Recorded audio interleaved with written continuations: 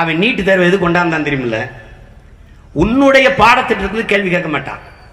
நீ பள்ளிக்கூடம் வச்சிருக்க, கல்லூரி வச்சிருக்க, இதுல படிக்கிறது பயன் தராதுங்கிறான். அவன் சிபிஎஸ்இ பள்ளியில் இருக்கிற பாடத்திட்டத்தில் கேள்வியை தயார் செய்யறான்.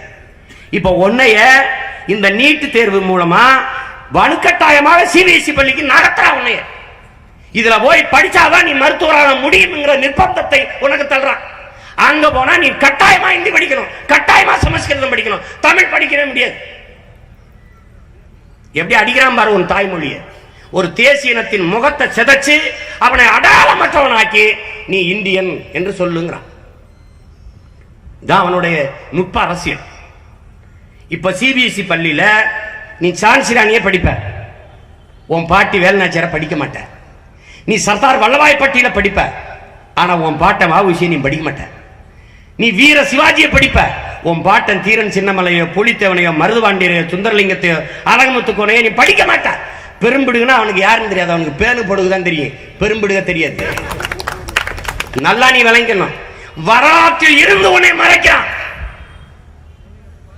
அதை நம்ம விட்டு கொடுக்க முடியாது. விட்டு கொடுத்தது நம்ம முன்னோர்கள் பிழை. இந்திரா காந்தி கல்வி என்னைக்கு மாநில பட்டியலிருந்து பொதுப்பட்டியலுக்கு எடுத்துட்டு போனாங்களோ அன்னைக்கே பெரும் புரட்சி செஞ்சு தடுத்துருக்கணும். எல்லா உரிமையும் விட்டுட்டான். இப்ப நமக்கு இருக்கிற வழி, நம்ம அதிகாரத்தை கைப்பற்றி ஜல்லிக்கட்டுக்கு எப்படி ஒரு சட்டம் இயற்றணுமோ அப்படி நம்ம பிள்ளைகளுக்கு ஒரு சட்ட பாதுகாப்பு. என் பிள்ளையும் என் கல்லூரியில் படிக்கும், என் எம்பிபிஎஸ்க்கு நான் வேலை கொடுப்பேன், மத்திய மருத்துவ எதிர்காலத்தில் நான் பதிவு செய்ய வேண்டியதில்லை, எனக்கு வேண்டிய மருத்துவர்களை நான் உருவாக்கிக்கிறேன். அதை விட்டு அவர் வழி கிடையாது. இவன் கேட்பான், கேரளா போறான்ல, ஆந்திரா போறான்ல, கர்நாடகா போறான்ல, பீகார் போறான்ல. இந்தியாவில் இருக்கிறதுலே ஒரே ஒருத்தன் தாண்டா கலப்பணம் இல்லாத ஒருத்தன். இந்தியாவிலேயே இருக்கிற இனங்களிலேயே கலப்பினம் இல்லாத ஒருவன் தமிழன் தான்.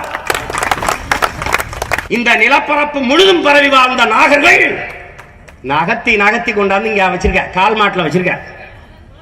நாங்க மட்டும்தான் தூய இனமா இருக்கோம். அதனால நாங்க எகிரி எரி அடிக்கிறோம். ஏன்? எங்க அம்மா சொன்ன மாதிரி தூய ரத்தம் ஓடிக்கொண்டிருக்கிறது இந்த கூட்டத்துக்கு மட்டும்தான். அதனால எது எடுத்தாலும் எதிர்ப்போம்.